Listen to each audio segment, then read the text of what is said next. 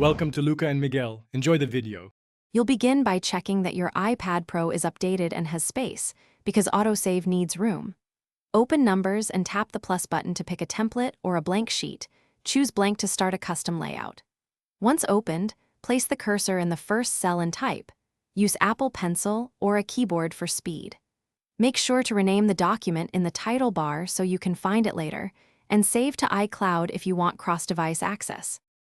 Now you enter and structure your data. Tap a cell or drag to select a range, then type values or paste from another app.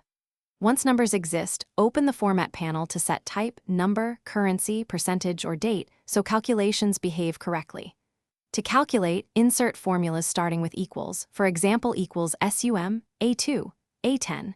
Use the function browser to add average, if VLOOKUP, and more. Also create headers and freeze rows so your labels stay visible while scrolling. Finish by turning data into meaning.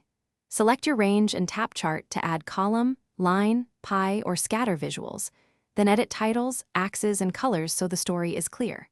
Share the sheet using iCloud links or export as Excel/PDF from the Share menu. Set edit or view permissions depending on collaborators. If something breaks, like hash value or wrong totals, check cell formats and reference ranges. Force recalculation by editing a cell, and confirm there are no hidden characters or text in numeric cells. Thanks for watching and please subscribe. It's the best investment you'll ever make.